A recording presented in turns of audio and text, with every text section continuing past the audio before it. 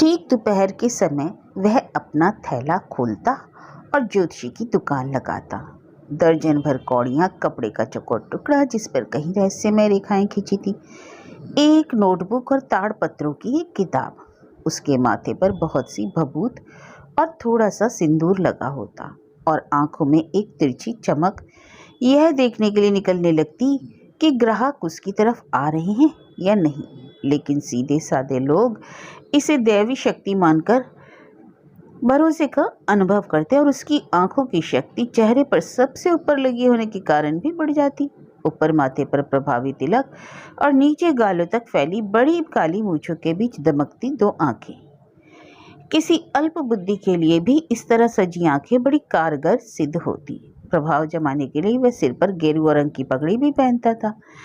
यह रंग उसे हमेशा सफलता प्रदान करता था। लोग उसकी तरफ इस तरह आकृष्ट होते जैसे फूलों पर मक्खियां गिरती हैं।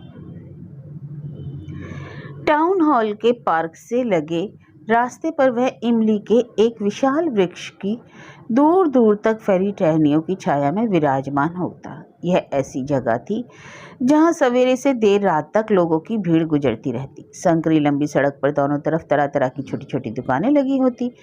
घरेलू दवाएं बेचने वाले, चुराए हुए लकड़ी लोहे के सामान की दुकानें, जादूगर और सस्ते कपड़े की एक दुकान, जिसके लोग जोर जोर से चिल्लाकर हर वक्त लोगों को बुलाते रहते। इसी के बगल में इसी तरह शोर करने वाला एक मूंगफली विक्रेता, जो हर दिन अपनी चीज को एक नया नाम देता। किसी दिन बम्बई की आइसक्रीम, किसी दिन दिल्ली के बादाम और किसी दिन राजा की सौगात। और लोग हर वक्त उससे खरीदारी भी कर रहे होते। भीड़ के बहुत सारे लोग ज्योतिषी को भी घेरे रहते। वह बगल में लगी मूंगफलियों के बड़े से ढेर के ऊपर धुआं देती जलने वाली आग से निकलती हल्की रोशनी से ही अपना काम चलाता। यहाँ म्यूनिसिपालिटी ने कोई रोशनी नहीं मुहैया कराई थी। दुकानों पर लगी छोटी छोटी रोशनियों में ही सबको काम चलाना पड़ता था। एक दो के पास गैस के हंडे भी थे, जिनमें से हर वक्त सा सा की आवाज़ निकलती रहती। कुछ दुकानों पर खंभों से रोशनी की नंगी लपटें निकलती रहती। कुछ साइकिलों के छोटे छोटे लैंपों से काम चलाते और ज्योतिषी की तरह कुछ अपनी रोशनी के बिना ही दूसरों के भरोसे गुजारा कर लेते। तरह तरह की इन बहुत सी रोशनियों से एक अलग ही मंजर बनता, जिनके बीच से चलते निकलते लोगों की छायाएं अपना रहस्य में समा बांध देती।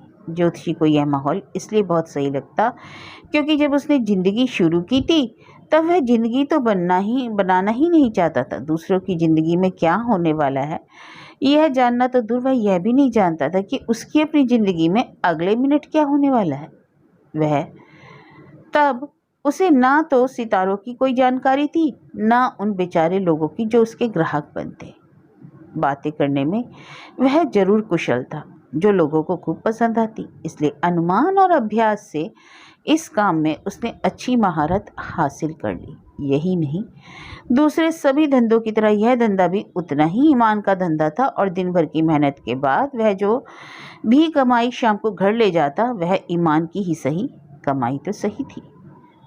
उसने जब गांव छोड़ा तब यह नहीं सोचा था कि क्या करेगा। गांव में ही रहता तो वही सब काम करता जो पुरखे करते आए हैं, यानी कि खेती का काम, शादी और बच्चे और पुराने घर में हमेशा की तरह गुजर बसर। लेकिन यह नहीं होना था। उसे बिना किसी को बताए घर छोड़ना पड़ा और आसपास नहीं, करीब 200 मील दूर इस कस्बे में आकर सहारा लेना पड़ा था। किसी गांव वाले के लिए यह बहुत ज़्यादा दूरी थी। दोनों स्थानों के बीच एक समुद्र की तरह। मनुष्य की समस्याओं और कठिनाइयों की उसे गहरी जानकारी थी। शादी, ब्याह, पैसा और आपसी संबंधों की समस्याएं। लंबे समय तक यह काम करके वह इसमें निपुण हो गया था। 5 मिनट में ही समझ जाता कि असली परेशानी क्या है। एक सवाल का वह 8 आना चार्ज करता था और तब तक मुंह नहीं खोलता जब तक कि दूसरे कम से कम 10 मिनट तक अपनी बात नहीं कह लेता। इससे उसे 10 जवाब और सुझाव सूझ जाते। तब वह ग्राहक की हथेली देखकर कहता, तुम्हें अपने कामों का पूरा नतीजा नहीं मिल पा रहा है। और 10 में तो 9 लोग उसकी बात से एकदम सहमत हो जाते। या वह सवाल करता, तुम्हारे परिवार में कोई औरत है या कोई दूर का रिश्तेदार जो तुम्हारी खिलाफत कर रहा है। या वह उसके चरित्र का विश्लेषण करते हुए कहता, तुम्हारी ज़्यादातर परेशानियां तुम्हारे अपने स्वभाव के कारण है। इसकी वजह यह है कि तुम्हारी राशि में शनि बैठा हुआ है। तुम हिम्मत वाले आदमी हो और कभी कभी तुम्हारा व्यवहार कठोर भी हो जाता है। यह आखिरी बात सबको एकदम सही लगती, क्योंकि बेहद कमजोर आदमी भी अपने को हिम्मती सुनकर खुश ही होगा। मूंगफली वाले ने अपनी आग बुझाई और घर जाने के लिए उठ खड़ा हुआ। ज्योतिषी के लिए यह मानो सूचना थी कि वह भी अपनी दुकान बंद करे, क्योंकि एक छोटी सी हरी रोशनी को छोड़कर जो कहीं दूर से आकर उसके सामने पड़ रही थी, उसके इर्द गिर्द एकदम अंधेरा ही छा जाता। उसने अपनी कौड़ियां बटोरी, कपड़ा और किताब समेटी और दूर से आती हरी रोशनी तो तभी बुझ गई, लेकिन उसने देखा सामने एक आदमी खड़ा है। यह सोचकर कि यह आदमी उसका ग्राहक हो सकता है या बनाया जा सकता है, वह बोला, बहुत परेशान दिखाई दे रहे हो। अच्छा हो, थोड़ी देर यहाँ बैठकर आराम करो, मुझसे बातचीत करो। आदमी जवाब में कुछ भुनभुनाया। ज्योतिषी ने बात दोहराई तो उसने अपनी हथेली उसकी नाक के आगे कर दी और बोला, बड़े ज्योतिषी बनते हो तुम। ज्योतिषी ने चुनौती सी महसूस करते हुए हथेली पकड़ ली और कहना शुरू किया, तुम्हारा स्वभाव ऐसा है। यह सब मत बको, कोई सही बात बताओ। ज्योतिषी को कुछ ताव सा आया। बोला, एक सवाल कि मैं सिर्फ 8 आने लेता हूँ और इतने में ही तुम्हें कई बातें बता दूंगा। ग्राहक ने झटके से अपना हाथ खींच लिया, जेब से एक अठन्नी निकाली और उसे ज्योतिषी के सामने फेंक कर कहने लगा, मुझे जरूरी सवाल पूछना है। अगर मुझे लगा कि तुम धोखेबाजी कर रहे हो तो ब्याज समेत अपनी अठन्नी वापस ले लूंगा। ठीक है, लेकिन अगर मैं जवाब तुम्हें ठीक लगे तो मुझे 5 रुपए दोगे? नहीं दूंगा। तब तो तुम अपनी अठन्नी ले लो। अच्छा चलो दूंगा, लेकिन गलत होने पर तुम्हें मुझे दुगना देना पड़ेगा। थोड़ी देर भाव ताव के बाद बात मान ली गई। ज्योतिषी ने ऊपर वाले से प्रार्थना की और ग्राहक ने बीड़ी जलाई। दिया सिलाई की रोशनी में ज्योतिषी को उसका चेहरा दिख गया। एक क्षण के लिए वह चुप हो गया। गाड़ियां सड़क पर हॉर्न बजाती चली जा रही थी। इक्के टांगे खटखट करके आगे बढ़ रहे थे।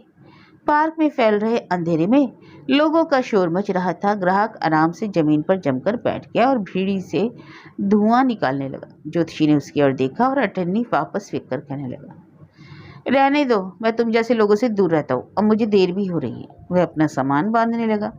ग्राहक ने उसका हाथ कसकर पकड़ लिया और बोला, अब मैं तुम्हें नहीं छोड़ूंगा, मैं तो रास्ते से गुजर रहा था, तुमने ही पकड़ लिया। ज्योतिषी उसकी पकड़ से में कांपने लगा, जैसे बेहोशी हो जाएगा। अच्छा आज छोड़ दो, कल मैं तुमसे बात करूंगा। ग्राहक ने हथेली उसकी नाक के आगे की और बोला, चुनौती तो चुनौती है, अभी बताओ। हार कर ज्योतिषी ने कहना शुरू किया, कोई औरत है?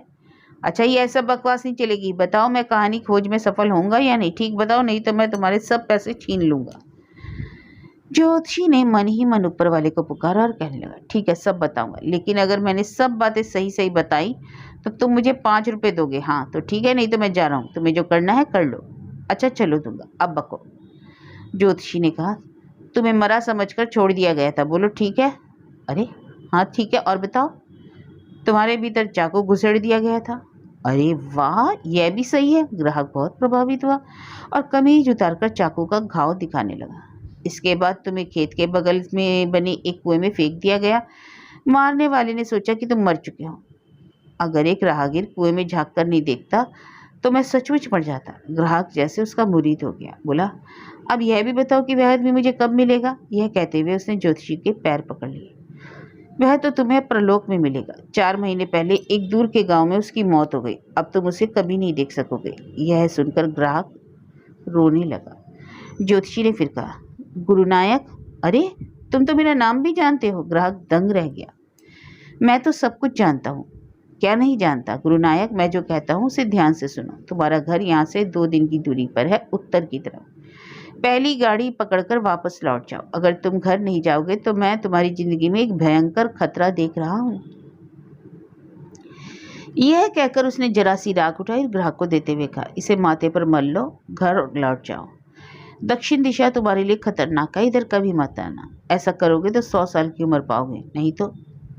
ग्राहक कुछ सोचते हुए बोला, अब मैं घर से बाहर क्यों निकलूंगा? मैं तो उसी को ढूंढने और बदला लेने कभी कभी निकलता था, लेकिन अब तो कुछ होने वाला नहीं। वह मेरे हाथों से बचने निकला। अब मैं यही चाहता हूँ कि उसकी मौत भी भयंकर हुई हो। हाँ तुम्हारा सोचना ठीक है, ज्योतिषी ने धीरे से कहा। वह लॉरी से कुचल कर मरा। यह सुनकर ग्राहक को संतोष हुआ। ज्योतिषी ने जब अपना बस्ता संभाला, सब लोग जा चुके थे, सब रोशनियां बुझ चुकी थी, चारों ओर अंधेरा था, सब शांत हो गया। ग्राहक भी ज्योतिषी को जो भी पैसा उसके पास था थमाकर वापस जा चुका। ज्योतिषी घर पहुंचा तो आधी रात हो चुकी थी। पत्नी दरवाजे पर खड़ी उसका इंतजार कर रही थी। पूछने लगी, इतनी देर क्यों हो गई? उसने सब सिक्के उसे थमा दिए और कहा, इन्हें गिन लो, एक ही आदमी दे गया। 3, 4, 4.5, 4.5 रुपये गिनते हुए पत्नी बोलती। बस वह बहुत खुश थी। कल मैं गुड़ और नारियल खरीदूंगी। बेटा कई दिन से मिठाई की जिद कर रहा है, मैं उसके लिए कुछ बढ़िया चीज बनाऊंगी। सुअर ने मुझे ठग लिया, 5 रुपये देने को कहा था, ज्योतिषी कह रहा था। पत्नी ने परेशान होकर पूछा, क्या बात है, कुछ लफड़ा हो गया? अरे कुछ नहीं, छोड़ो। खाना खाने के बाद बिस्तर पर लेटकर वह कहने लगा, आज मेरे सिर से बहुत बड़ा बोझ उतर गया। इतने दिनों तक मैं डरता था कि एक आदमी का खून मेरे हाथों में लगा, इसलिए मैं घर छोड़कर भागा था और तुमसे शादी करके यहाँ रहने लगा था। वह आदमी जिंदा है। चौंक कर पत्नी ने कहा, तुमने तुमने किसी का खून किया था? हाँ, गांव की बात है। तब मैं जवान था और बेवकूफ़ भी। हमने शराब पी, जुआ खेला और एक दिन खूब लड़े। अब यह सब सोचने की क्या जरूरत है, अब सो जाएं। यह कहकर उसने अपने पैर फैलाए और सोने की कोशिश करने लगा।